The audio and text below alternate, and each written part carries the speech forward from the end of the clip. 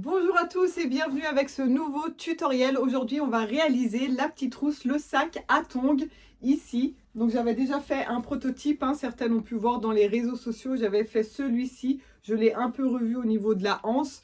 Et sur les conseils de mon mari, j'y ai rajouté une bandoulière et aussi une petite poche pour pouvoir y glisser par exemple ses clés de voiture, sa petite monnaie. Là j'ai carrément rentré un téléphone. Alors après ça, ce que vous allez pouvoir mettre à l'intérieur, ça va aussi dépendre de votre pointure, bien évidemment. Étant donné qu'il n'y a pas de patron au format PDF fourni pour ce tutoriel, le but, c'est de pouvoir le tracer soi-même à la maison en fonction de ses propres tongs, celles de ses enfants, de son mari. Bref, vous allez pouvoir en faire à toutes les tailles pour toute la famille et tous vos proches. Donc voici la petite poche ici sur le devant. Et donc ici, voilà la version que vous allez voir dans le tuto, avec une bandoulière pour pouvoir porter sa petite trousse à tongs comme ça avec soi. Pas besoin de la porter à la main, on peut la porter un peu comme un sac à main. Ça évite de mettre ces tongs voilà, dans le fameux sac plastique tout moche qu'on glisse au fond du panier. Donc là, je l'ai réalisé entièrement avec des matières imperméables. Vous pouvez utiliser comme moi ici du coton de serger imperméable ou bien du coton enduit. Attention tout de même de ne pas travailler des matières trop rigides comme de la nappe, par exemple PVC, de la nappe de table, parce qu'il y a pas mal de détails à faire, des arrondis, et il y a ensuite la pose du biais à l'intérieur. Donc ici, on a sa paire de tongs à l'intérieur. Et vous voyez que toutes les finitions ici ont été faites avec du biais. Alors j'ai coupé ici mon biais dans mon coton enduit, ça fonctionne aussi, parce que je voulais bien évidemment que ce soit aussi imperméable à l'intérieur. Au moins s'il y a de l'eau, du sable, etc. On peut passer un petit coup d'éponge, un petit torchon et ça sèche en moins de 2 minutes. Donc en tissu imperméable qui se nettoie facilement et qui sèche rapidement. Pour info, moi je fais du 38, donc pour les personnes qui ont la même taille que moi, vous allez pouvoir appliquer plus ou moins du coup les mêmes calculs que moi. Et sinon, pour les autres tailles, vous verrez, tout est expliqué dans la vidéo au niveau des calculs pour calculer voilà, la bande qui va faire le tour de la tongue, etc. Tout apparaît dans la vidéo. En tout cas, je me réjouis d'avance parce que je sais que vous êtes très nombreuses à attendre ce tutoriel. Et j'ai hâte de voir le gros défilé des petites trousses à tongs sur le groupe Facebook La Couture Créative avec Iris, où vous pouvez partager vos créations et regarder aussi les créations des autres irrésistibles. Donc si vous ne faites pas encore partie de ce groupe, venez vite nous rejoindre. Je vous mets le lien direct dans la description en dessous de la vidéo. Pour information, pour celles qui n'ont pas suivi, on a aussi le sac imperméable ici de plage pour transporter toutes ces affaires mouillées ou alors pour garder au sec celles qu'on ne veut pas qui soient justement mouillées. On peut y rajouter du coup le petit téléphone ici. Ce tutoriel est déjà sur ma chaîne YouTube.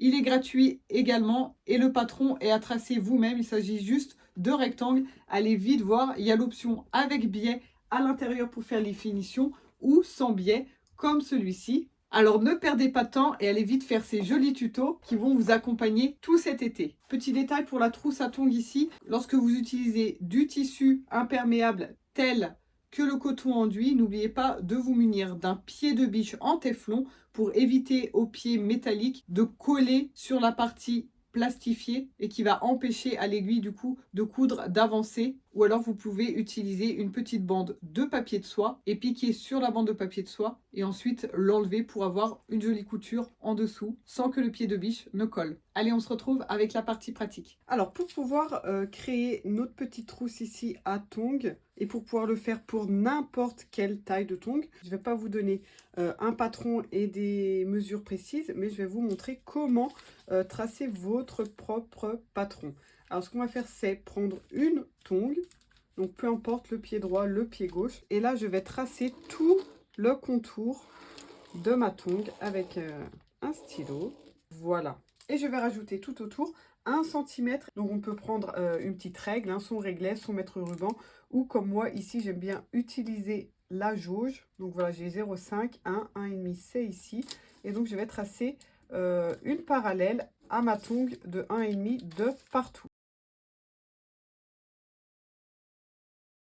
Voilà, une fois que c'est fait, du coup, on coupe notre patron sur notre deuxième trait, les pointillés ici pour moi. Voilà, on a déjà la base de notre patron. Cette pièce, on va devoir la couper 2 fois dans notre tissu principal, alors de préférence imperméable, hein. Alors attention de ne pas la couper 2 fois comme ça, par exemple, mais bien une fois comme ça, et une fois en miroir pour bien avoir un pied droit et un pied gauche. On la coupe aussi 2 fois dans sa doublure. Donc ici, j'ai un coton enduit pour l'intérieur et j'ai un sergé imperméable pour l'extérieur.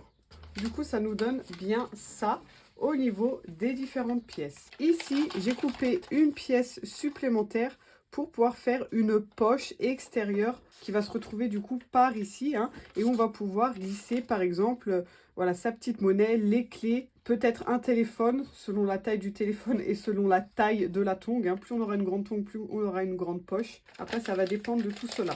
Ce que j'ai fait ici, c'est juste que j'ai plié mon patron, vous voyez, comme ceci, sur le haut de la tongue, et j'ai coupé cette partie ici dans mon tissu pour pouvoir faire cette poche plaquée sur l'extérieur.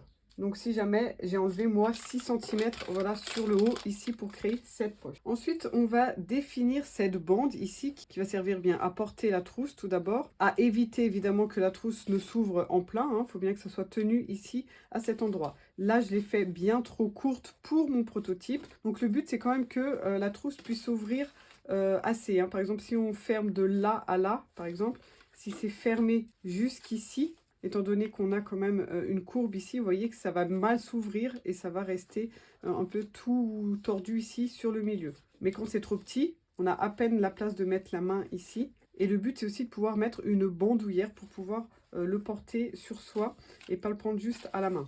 Donc là, je vais plier ma tongue en deux pour pouvoir obtenir le milieu, étant donné que la bande va devoir être cousue bien ici sur le milieu.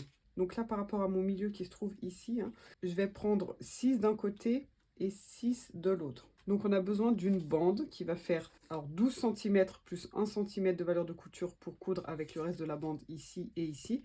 Donc 14, une bande de 14 cm par 10 de hauteur. La hauteur, c'est celle-ci. La hauteur, elle est fixe, hein, vous pouvez utiliser la même, étant donné que la hauteur pour des tongs comme ça, lorsqu'elles sont les unes contre l'autre, ne va pas varier énormément. Et ensuite, je vais devoir mesurer la circonférence ici qu'il me reste en partant d'ici jusque là. Donc là, il va falloir le faire vous-même sur votre tongue parce que voilà, ça va varier selon la taille de la tongue. Donc voilà, je me mets ici autour et je vais mesurer tout le tour de ma tongue ici jusqu'à mon autre petit cran. Voilà, j'arrive à 58. Donc 58 plus 1 cm pour coudre ici avec la bande. Et ici aussi, 58 plus 2, ça fait 60 cm. Donc là, je vais avoir besoin d'une bande de 60. Ensuite, on va la couper en deux. Ensuite, cette bande, on va la couper en deux pour avoir 2 bandes ici. Donc, on aura 2 bandes de 60 par 5. Un peu plus petite que celle ici du dos. Mais étant donné qu'on met la fermeture à glissière ici entre les deux, ça va rééquilibrer ensuite. Voilà, donc là, j'ai mes bandes. Ça, c'est celle qui va venir ici au dos. Je l'ai coupée dans le tissu extérieur et dans le tissu doublure. Et ça, c'est donc ma grande bande de 60 par 10 et je vais pouvoir la couper en plein milieu pour pouvoir les séparer et coudre la fermeture à glissière au milieu. Pareil, je l'ai coupée dans le tissu principal et dans le tissu doublure. Donc pour commencer, je vais piquer ma fermeture à glissière ici entre mes deux parties de tissu principal. Donc je me mets bien endroit sur endroit ici sur mon tissu principal et je vais piquer tout le long ici sur ma bande. Ensuite, je vais faire la même chose avec la doublure. Épingler ma doublure endroit sur endroit avec mon tissu principal et piquer ici. Donc on peut faire une première piqûre sur le tissu principal, puis une deuxième avec le tissu enduit. Ou alors, si on a plus l'habitude, on peut faire tout ça en une seule étape et piquer les 3 d'un coup. Une fois que c'est fait ici, on met bien nos deux matières de part et d'autre, comme ceci, de la fermeture à glissière. Donc selon la matière, on ne va pas pouvoir passer le fer à repasser, hein, étant donné que c'est du tissu imperméable. Enfin ici sur le sergé, on peut quand même passer un fer pas trop chaud, mais pas sur le coton enduit qui va fondre. Ensuite, on peut repasser un fil ici, un fil de maintien, pour pouvoir faire la finition extérieure et éviter aux matières de bouger en direction des rails. Voilà, une fois que c'est fait d'un côté, on va pouvoir faire l'autre. Et là, attention, je me mets bien endroit sur endroit, pile en face de mon autre bande, hein, pour pouvoir bien équilibrer les deux côtés. Même chose, on coud le tissu principal et la doublure. Même chose, je rabats mes deux tissus de part et d'autre ici et je pique pour bien les fixer vers le haut et vers le bas. Voilà, une fois qu'on a notre fermeture à éclair qui est fixée ici, si on veut transformer notre petite trousse en petit sac bandoulière, il faut mettre une languette avec un anneau en D, enfin deux, un de chaque côté de la fermeture à glissière. Donc c'est le moment de le faire. Là, j'ai préparé, donc toujours en coton enduit, hein, deux rectangles qui font 6 de large par 8 de long. Et je vais les plier de la sorte, hein, comme si c'était un billet, c'est-à-dire que je les plie deux fois comme ceci vers le milieu. Et ensuite, je les replie encore une fois comme ceci dans la largeur. Donc au final, ici, ça fait 6 cm au niveau de la longueur, d'accord? Je ne les plie pas dans le sens le plus long comme ça, mais dans le sens le plus court. Tac, tac et tac. Et là, je vais piquer une fois sur la droite ici et une fois sur la gauche pour avoir deux surpiqûres bien équilibrées. Donc pour piquer du coton enduit, hein, je rappelle, c'est mieux d'avoir un pied en téflon. Pour chacun d'entre eux, ici, je vais mettre mon anneau en D et je vais refaire une piqûre une fois pliée comme ça, juste pour bien maintenir ma languette pliée en deux. Et là, je fixe cette languette de part et d'autre de la fermeture à glissière. Donc là, il faut bien l'ouvrir, hein, et je vais la positionner comme ça, en plein milieu, entre mes deux tissus principaux ici. Donc là, il faut bien maintenir la fermeture fermée pour éviter évidemment de coudre avec la fermeture ouverte, sinon on ne pourra plus se fermer après. Et je fais la même chose ici en face. Et là, je vais pouvoir enlever du coup tout ce qui dépasse, que ce soit de la doublure, du tissu principal, de la fermeture à glissière. On enlève tout pour égaliser et avoir une jolie ligne droite ici et ici. Donc voilà ce que j'ai sur l'endroit et ici c'est mon envers. Bon, maintenant qu'on a nos petites languettes, on s'occupe de la hanse, de la poignée pour pouvoir porter à la main. Donc là j'ai une bande de 20 cm, donc moi je l'ai fait en fonction de ma petite partie dans le dos, hein. Je vous rappelle qu'il fait 12 fini, donc un peu plus grande. Donc là j'ai 20 avec les valeurs de couture, donc en fait 18 fini, c'est-à-dire environ 6 cm de plus que la bande du dos. Cette petite bande ici qui fait la finition dans le dos ici. Et en largeur, j'ai pris 16 pour avoir 4 finis. 4 x 4, 16. Même principe, je plie en deux, je marque bien le pli, j'apporte mes deux côtés ici en direction du pli comme ceci. Et je replie encore une fois, comme ça, j'ai 4 épaisseurs de tissu. Donc c'est relativement épais. Et je vais faire une piqûre comme pour la languette ici, sur la droite et sur la gauche. Je prends la bande donc du dos, je la plie en deux comme ceci dans la longueur pour obtenir le milieu ici. Je crante de chaque côté. Et là, je vais pouvoir coudre du coup ma poignée de part et d'autre. Donc pile en face de mon cran ici, je positionne ma poignée et je fais une piqûre de mentier. Et je peux déjà fixer l'autre côté en face ici. Voilà ce qu'on obtient ici pour le dos. Maintenant, je vais pouvoir mettre donc cette partie ici dans la continuité de ma bande. Donc ça, c'est la fermeture qui fait tout le tour, hein, pour ouvrir. Et ça, c'est le dos qui permet à éviter à la trousse de s'ouvrir en plein. Donc là, je vais mettre endroit sur endroit. Donc là, vous voyez que j'ai mes petits toucans. Il faut bien qu'ils aient voilà, la tête en haut de chaque côté. C'est-à-dire que je ne vais pas mettre comme ça, mais bien comme ceci. Faites attention quand vous avez des motifs. Là, je vais mettre endroit sur endroit à ce niveau-là. Donc où je fais déjà une piqûre ici dans un premier temps et ensuite je viens mettre ma doublure ici endroit sur endroit aussi, ou alors on peut faire tout d'un coup. C'est ce que je vais faire ici, hein. Je vais prendre toutes mes matières, je les aligne toutes ici, donc logiquement le cran ici doit se retrouver pile en face de la fermeture à glissière. Et donc là, je vais piquer tout ça d'un coup. Il faut bien que tout soit aligné. Voilà, maintenant, j'ouvre des deux côtés ici mes matières. Alors là, si la machine le permet, je suis même pas sûre que la mienne va vouloir, on peut faire une piqûre ici pour maintenir, voilà, tout du même côté ici, bien mes deux matières de chaque côté au niveau de la doublure à l'intérieur et de la doublure extérieure. Alors là, c'est optionnel, hein, c'est pas dit qu'elle doit passer là. Maintenant, pour l'autre côté, on va se mettre donc tissu principal sur tissu principal. Par contre, là, je ne vais pas pouvoir piquer la doublure tout de suite parce qu'on a un tout petit espace ici. On n'a pas la possibilité de le faire tout de suite. Donc, je fais que ça dans un premier temps. Le tissu principal face à face avec le tissu principal ici et avec la fermeture à glissière. Et maintenant, pour piquer ça ici et le faire à la machine, pas à la main, et de le faire de façon pro et jolie, hein. Donc là, je suis comme ça, avec cette partie ici à coudre. Je la retourne et j'ai donc la grande bande face à moi, côté doublure. J'enroule ma doublure comme ceci et je peux même la déporter un peu sur le côté comme ça pour éviter d'avoir d'épaisseur face à moi ici, hein, qu'elle puisse se retrouver un peu sur le côté. Et là, maintenant, je peux me mettre endroit sur endroit ici au niveau de ma doublure. Et toute l'épaisseur se retrouve ici sur le côté. Et là, donc, je vais piquer endroit sur endroit. Donc, de ce côté ou de l'autre côté sur la piqûre qu'on a déjà faite. Ça n'a pas d'importance. Voilà, maintenant, je retourne juste cette petite partie ici. Et du coup, là, j'ai mon dos qui est tout beau à l'intérieur. Et sur l'extérieur, on est comme ça aussi. Si on y arrive, comme tout à l'heure, on fait la surpiqûre ici sur le côté extérieur. Et voilà, là, on a toute la partie bande, hein, qui fait le tour de la tongue qui est terminée. Donc, on la met de côté et on va passer à la tongue en elle-même. J'espère que vous appréciez ces tutos spécial été ici sur ma chaîne YouTube et que vous allez pouvoir réaliser des jolies créations qui vont vous accompagner dans vos vacances à offrir ou à s'offrir à soi-même. On a forcément quelqu'un autour de soi qui va adorer ces jolies idées. Si tu fais partie des personnes qui ne sont pas encore abonnées à ma chaîne YouTube, va vite t'abonner, clique sur le bouton rouge et clique aussi sur la petite cloche pour activer les notifications et te tenir au courant des prochains tutos qui sortiront. Un petit commentaire, un like, ça fait toujours plaisir. Merci de passer ce moment avec moi et on se retrouve pour la suite et fin. Donc là, j'ai mes deux doublures, j'ai mes deux tissus principaux. Là, je vais vouloir mettre une poche. Donc là, où on peut piquer sa fermeture éclair comme ça. Mais après, du coup, il faudrait remettre du tissu ici en haut pour faire la finition. Là, ce que je vais faire, c'est la finition avec des biais. Comme ça, j'ai juste besoin de ma partie principale ici. En plus, le fond de poche, du coup, sera avec le même imprimé. Donc, tout joli, hein. Et là, j'ai la partie extérieure. Pas besoin de doubler la poche, etc.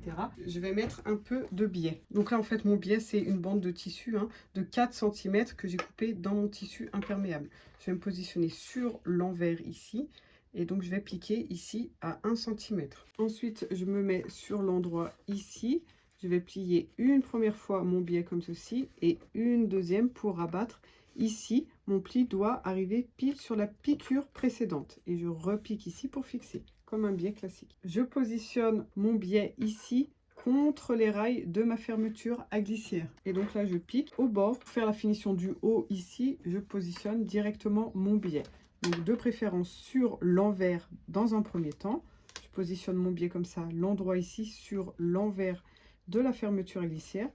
J'aligne bien les côtés si la bande fait pile la taille, sinon on peut prendre une bande un peu plus grande aussi. Et une fois sur l'endroit ici, encore une fois, je plie ma bande une première fois, une deuxième fois, de façon à ce que le pli vienne buter contre les rails. Et là, je fixe. Voilà, la poche est déjà terminée. Je me mets sur la partie principale ici.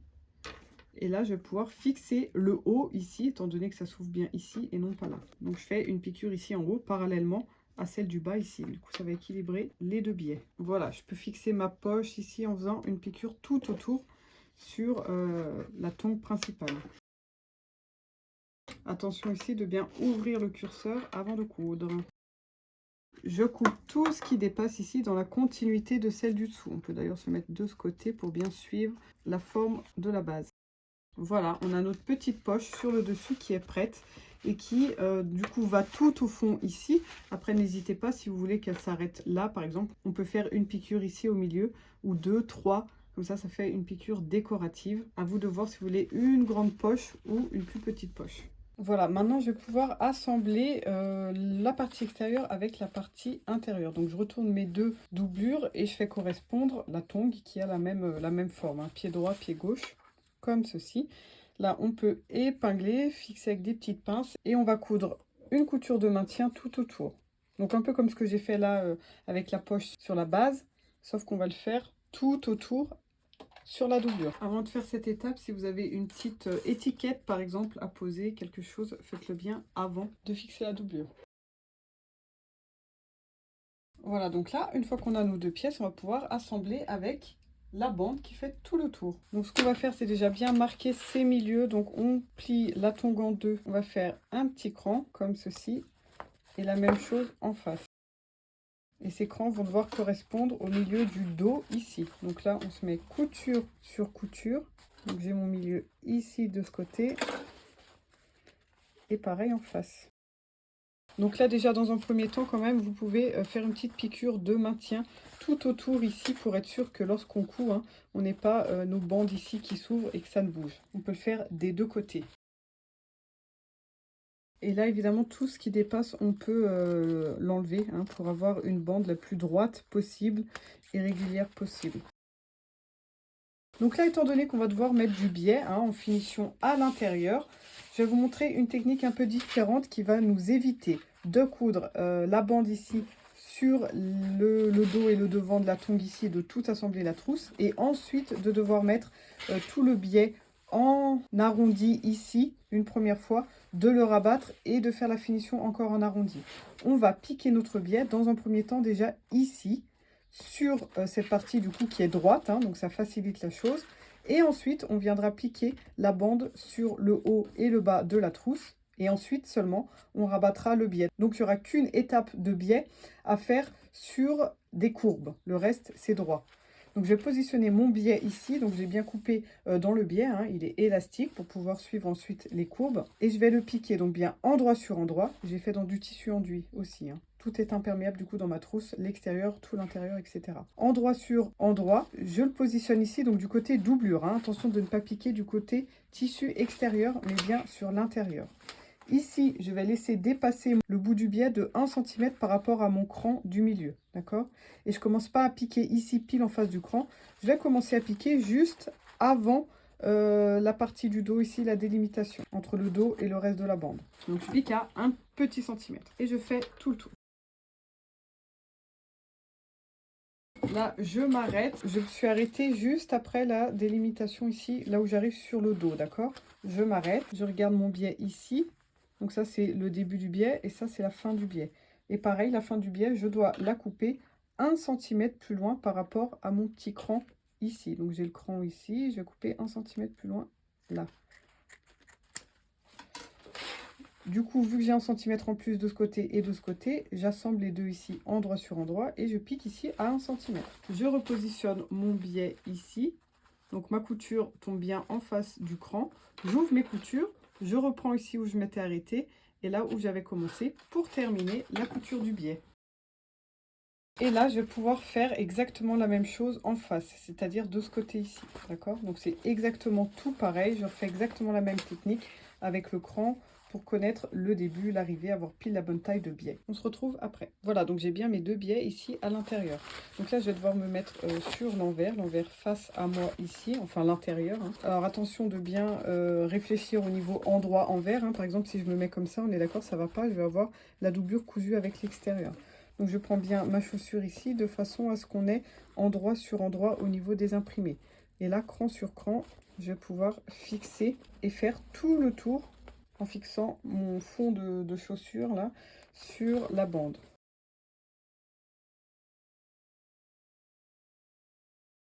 Si votre bande extérieure a du mal à s'adapter à la tongue, hein, si vous avez l'impression que c'est un peu trop petit, que ça tire trop, vous pouvez cranter, alors non pas cette partie ici, mais bien la partie ici qui est droite, hein, la partie de la bande. Si on crante un petit peu comme ça sur quelques millimètres, du coup ça aide à la bande, voilà, à tourner, à épouser la forme arrondie du dessous de chaussure. Une fois que tout est fait, on va pouvoir piquer ici. Donc en plus, on a déjà la piqûre du biais. Hein, donc en gros, on repique exactement au même endroit sur notre piqûre précédente.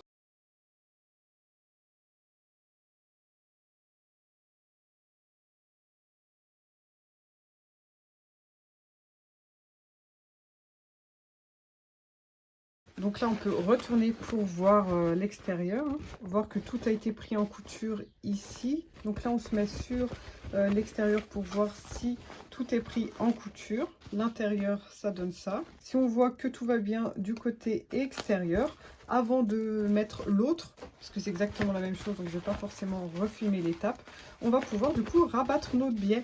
Et là, ce qui est bien, c'est que la première partie a déjà été faite. On n'a plus qu'à tirer sur son biais de partout comme ceci. Donc là, je vais pouvoir rabattre mon biais, j'ai plus qu'à le rabattre et à refaire ma piqûre de maintien ici au bord Donc là, c'est du biais que j'ai fait moi-même. Il est en coton enduit, donc les plis sont pas marqués. Il faut que je le fasse moi-même, juste avec les ongles et les doigts comme ça, puisque je peux pas repasser. Après, je le ferai au fur et à mesure que je couds. Si vous avez du biais classique, il y a déjà les plis de marquer. Après, vous pouvez aussi rabattre à la main, mais bon, piquer sur du coton enduit, c'est pas non plus la chose la plus simple à faire. Mais voilà, on a déjà fait en tout cas la première étape ici, qui est nickel du coup, hein. Et on n'a plus qu'à rabattre notre biais comme ça, le coudre. Et ensuite, on pourra faire exactement la même chose ici avec cette partie-là, en n'oubliant pas, bien sûr, d'ouvrir sa fermeture à glissière au préalable pour ensuite tout retourner sur l'endroit. Donc, si vous avez quelque chose de plat comme ça, comme un tournevis ou autre, ça peut vous aider à bien aplatir le biais juste avant l'aiguille, hein, pour qu'elle passe sur une surface bien plane sans pli.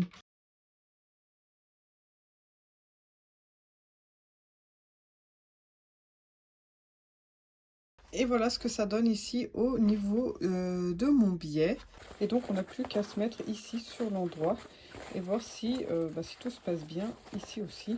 Si c'était le cas avant de rabattre le biais, il n'y a pas de raison que ça ait changé. Voilà ce que ça donne donc à ce niveau-là. Et comme je vous ai dit tout à l'heure, donc je vais faire la même chose avec l'autre côté en laissant la fermeture à éclair ouverte ici pour pouvoir ensuite ouvrir et retourner le projet entier sur l'endroit. Donc c'est exactement pareil que tout à l'heure. On se retrouve tout à la fin pour voir le résultat final. Voilà, le biais a été posé de l'autre côté aussi. Et maintenant, donc, grâce à l'ouverture ici, je peux ouvrir en plein et tout repasser sur l'extérieur. Et je pousse bien dans les arrondis ici pour former vraiment la forme de la tongue. Et pour terminer, du coup, on peut rajouter une sangle avec des mousquetons ici, comme ça on peut l'enlever, utiliser la petite trousse à tongs toute seule ou alors en bandoulière comme un sac. Donc là, on peut utiliser voilà, de la sangle qu'on fait soi-même ou alors une sangle du commerce. Et pour terminer avec ce tutoriel ici, je vous montre ce qu'on peut faire ici pour être sûr voilà, que toutes les coutures soient bien délimitées au niveau du dessus et du dessous ici avec la bande pour bien conserver cette partie ici qui a la forme en fait de la tongue et qui va faire que ça a vraiment l'air d'un sac de tongs et pas juste quelque chose d'à peu près ovale mais qui est bien la forme de la chaussure. Donc on a besoin juste d'une planche de cuisine comme ceci et d'un marteau. Donc là c'est un marteau de cuisine aussi, mais bon un marteau classique ira largement. Et ce qu'on peut faire ici, donc c'est positionner son tissu tel qu'on veut qu'il soit au final et on va lui taper dessus. Donc on peut utiliser une chute de tissu ici dessus pour éviter de taper directement sur le tissu et éviter de l'abîmer, ou alors avec du papier cuisson et on va taper ici.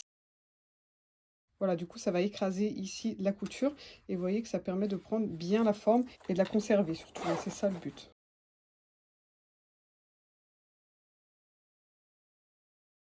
Ça donne ça. Donc ça c'est le côté que j'ai pas tapé encore au marteau. Et ça, c'est le côté où j'ai tapé au marteau. Donc on voit quand même une petite différence, hein. On voit que là, on a quand même plus la forme voilà, de la tongue que ici, où le tissu a plus tendance à ressortir sur les côtés. Et elle, en espérant que vous allez vous amuser avec et réaliser plein de jolies trousses à tongs. À bientôt avec de nouvelles créations.